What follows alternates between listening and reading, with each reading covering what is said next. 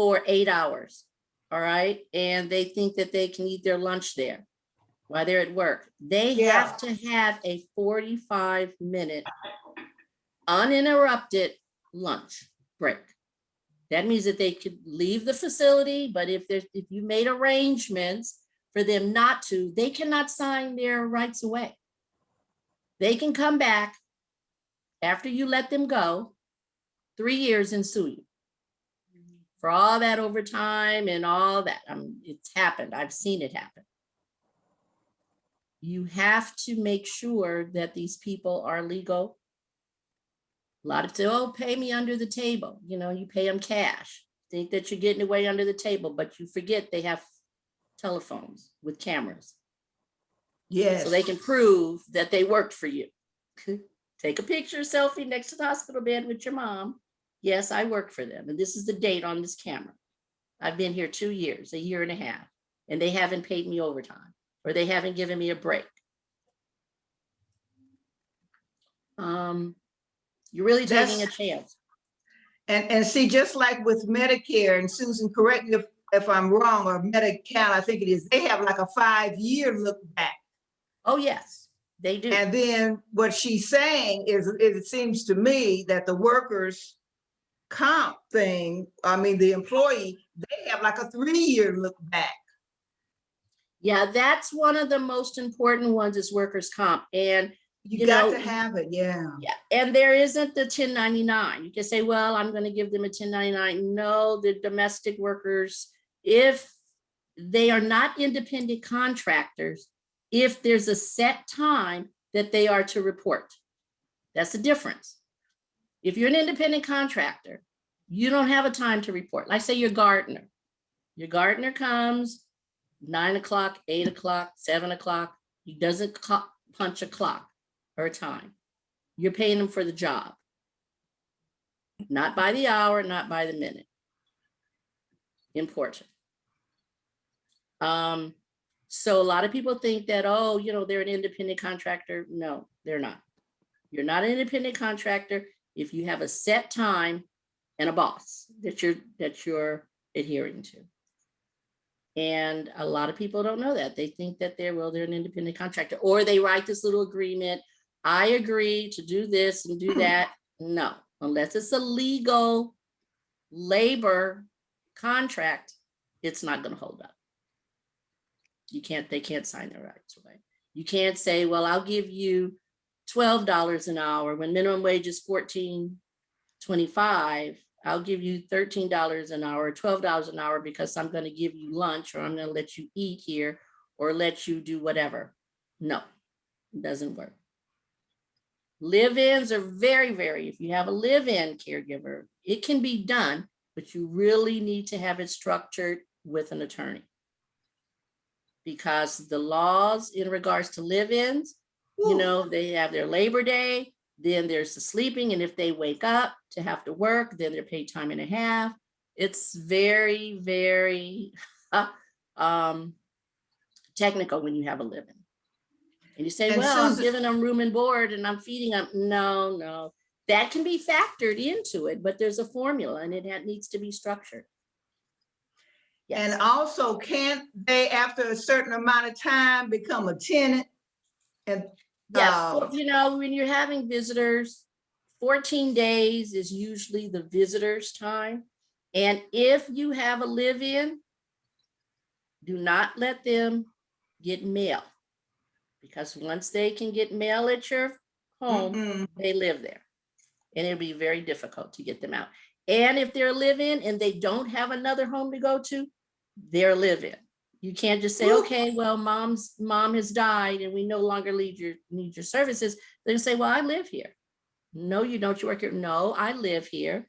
I get my mail here and I have no place else to live. So you're going to have to either evict them or pay for them to go someplace else. So I would really stay away from live-ins. Yeah. Stay away from that. And evictions, I don't know about other counties, but I know in the city of Los Angeles, and now even with COVID, I have a friend that she has several of them, 2 of them. They're leaving their places vacant because they don't want to get somebody in, and then they pull the COVID card and you can't get them out. Yeah, it's real difficult. Even I have a friend who owns an assisted living, and she fired her lady, and she was not going anywhere. Woo. And she called me to come out there, as administrators out in the valley. And she, we gave her the lady her last check and told her why, and it was like elder abuse. They still didn't put her out. Still didn't put her out. She couldn't go be within so many feet of a client. They had rules for her, but she didn't have any place to go. And it was a pandemic. And the city, the agencies favored, and I used to, when I was back on the sheriff's department, that was one of my assignments, is do evictions. But the city, they have all the rights, really. The tenant, they have the rights. I mean to tell you. Oh yeah, yeah. So and California is they're not the ones to play with when it has to do with labor laws and or elderly care. And I want to jump in on something Susan said that was huge. This is where we kind of dropped the ball with Aunt Lorraine. She talked about having those monthly meetings about the accounting. Yes. See, we didn't do what Reagan told us. Reagan told us trust but verify. So anyway, the tenant, she made away with quite a bit of Aunt Lorraine's money. She even had gotten herself an attorney who created a new trust, which kicked Aunt Lorraine out. Now that, thank God, we were able to recover. But I think my thing is, I don't care who they are. You gotta watch, this is what we say in escrow, you gotta watch the money. Do not let that caregiver step in and handle that money without an accounting. I mean, I wouldn't even let them do it. Yeah, the family meetings are important, and I put that part of my presentation because families that I've worked with, there was about 6 siblings. They lived out of state. One sibling, a couple of them lived where the mom lived. So they said, okay, well, it's best that you take care of all that finances because you're there with mom. Come to find out, she was spending mom's money on a whole bunch of stuff that didn't have anything to do with mom. And then something had come down in regards to the mom's care, and social services were called in. Ooh. Then it became the audit. And then they saw that it was elder abuse, with financial elder abuse. The siblings in the other states, they were totally blown away. They didn't know that she was spending mom's money for these other things that it shouldn't have been spent for. Yeah. So that's one reason why you have the family meeting and you meet and discuss these things. Then there was another family that the daughter was handling all the finances and spent all the money. And then, what do you mean? Mom had, they had this money. Well, this came up and that came up, and they really didn't have any documentation. So these types of things tears up families, brothers and sisters. It just does. And then a couple of families after those experiences, I asked families to create this family meeting, and I would come and facilitate it. And it made all the difference. It was like a meeting. They would talk about the person that was taking mom or dad to the hospital or to the doctor's appointments. They would report on what's happening with that. Then the person that's handling all the bills, I paid the cable bill, these bills, all this was done. As if they work together. Yeah. So it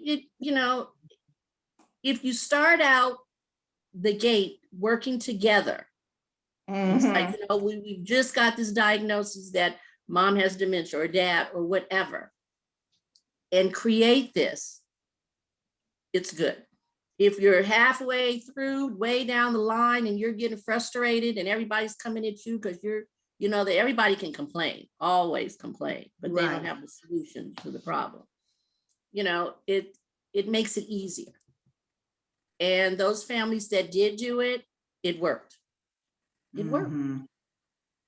There was one, the daughter was a accountant, or she worked at the bank. So she was best. They said, okay, well, you handle the money.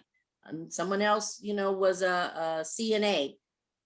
she handled the medical part, you know. Mhm. So it Definitely. just depends. And if you're the only one, then you just have to know what you need to do to make sure that everything is okay. One last thing I wanted to say that was on my mind, I was going to make a slide, was reverse mortgages versus, which is real important. A lot of people, they shy away from reverse mortgages because people have heard, oh, well, they'll lose their house or these things. My husband and I, we did a reverse mortgage on my parents' home. And what we found out, this is back 2008, 2009, I can't remember. But and I was wondering, I said, well, why are people saying that they're losing their homes? You know, they don't want to do the reverse mortgage because of these reasons. The most important thing about a reverse mortgage, it's good because you can get a lump sum of money or you can get it done Mhm. monthly. This is the thing though, what people weren't doing. There are fees involved in a reverse mortgage, like a Exorbitant. processing fee.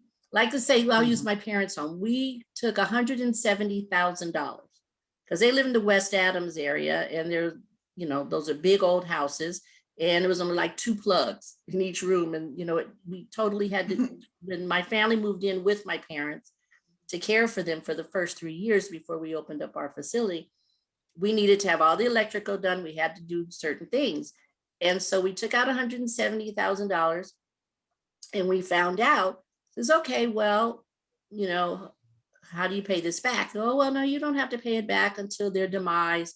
In their demise, then you have 18 months to decide if you're going to sell the house, refinance it to pay off this reverse mortgage. So we're like, okay, so you don't have to pay anything monthly. No, but then I found out. I read, went through all the fine print. If you don't pay the fees, the interest, it compiles. Mhm. Okay. So you don't have to pay anything back monthly, but you took out this $170,000. Our fees were like $240 a month.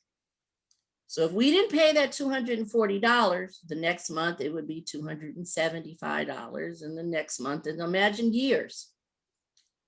You've now owe them $275,000. Mhm. So it's eating away at the equity of the house. So Exactly. if you pay the monthly fees, then at the end, all you owe is $170,000 for the amount of money that you borrowed. If you don't, and you don't pay anything, then these fees and the interest builds up. Now, if it's a family that they don't have any heirs, they don't care about Mhm. saving the house for someone else, then don't pay it. It'll all, you know, it goes with the family after their demise. But if it is a house with a lot of equity and there's heirs, you want to keep up on those fees. So I do want it, you know, and that's how a lot of people were losing their houses, or there was no equity at the end. They never paid the fees, they never paid the interest over 8, 9, 10 years. So of Mhm. course, all the equity is going to be eaten up. But it is a great resource if you're wanting to keep mom at home or dad at home and they own their own home and there's a lot of equity, get a reverse mortgage. If you want to keep them at home and you want to pay for a caregiver, caregivers are not cheap if you do it the right way, if you go through an agency. So that's one big suggestion. A lot of people say, oh, well, you know, I don't have enough money for the caregiver. Well, do they own their own home? Yes. Well, have you thought about a reverse mortgage? No, well, I heard that, you know, they'll lose their home and all this. I said, well, yeah, it's possible if you don't follow, you know, the way to not have that happen. And then there are other family members, you know, they want the house. They go, well, that means I won't get the house. You know, they'll rather put their family in a convalescent home than do something with the home. But, you know, my attitude is inheritance is what's left over. Bingo. What's left over, nothing left over, then, you know, your parents, they work hard for their money. My brother and I, we haven't spoken, it's been 3 years because we had this whole big fight over stuff with my parents. And that's why it's important for these family meetings and all of that. I talked to his kids, my nieces and nephews, but we haven't spoken in years. Oh, The wow. way that my parents' estate was handled. But my father made me the executor because he knew that I would do Mhm. things, even though I'm the youngest. But they knew. The parents know Yeah, who to they leave know in their charge. kids. And I Yeah. want to say something else, Susan, about that reverse mortgage. What she's saying is huge because I have, being in escrow, I've had to get payoffs on reverse mortgages. And I have seen interest accumulate into the hundreds of thousands of dollars. And that's where the problem comes in because the equity's gone. You got to stay on top of taking care of your business. Because that payoff statement, when you get it and you see, 180,000, 200,000 interest, I thought that I got this money, it wasn't gonna, you're thinking that you got it at 170,000, that's what the payoff's gonna be. Not so, if you don't handle that monthly payment, that fee. Believe me, I've seen them. So and make sure you're dealing with a person that's responsible, that's gonna be dealing with that reverse mortgage. Right. And it Mhm. started with my parents. This is another thing in regards to that. My brother and I says, okay, well, this is the monthly fee, $270. So we'll split it. So at the end, when mom and dad pass, if we sell the house, then, but it started out fine. About month 4, my brother had a reason why he couldn't pay his part. Mhm. And then at that point, he didn't pay it anymore. So I kept Mhm. receipts. I Yep. made the payments for the whole amount. And at Yep. the end, when it was time to sell our parents' house, I Yep. got my money back. I said, you didn't pay. Our agreement was you were going to pay this much, but I kept paying it. So this is going to be deducted from the amount that you're owed. Exactly. Did he like it? No. No. It's probably one of the reasons why we're not speaking today, but I have my own family and I made Yes. sacrifices and he could have did it. He just didn't do it. Mm-hmm. And this is kind of the norm too. And that's so sad. One thing I praise the Lord for with this group is that we worked well together. My sisters and I, we didn't have no drama, family drama, did we? Well, You're good. And I work with families that are like that. They work very, very well together, but I'll tell you more, they don't. They don't. No, they don't. They don't. This is how we started X, because we kept saying, wow, we're working really well together. What are the people doing that don't have anyone? Yeah. And so it's no joke. Like I said, that caregiving is no joke. And especially, I think, well, mom, she left us a legacy of prayer and love. So we didn't have no money to argue about. We ain't had to fight about no money. Oh, shoot. But Susan, we're just so grateful. And you guys let people know about her, because these are the kind of people we need in our community that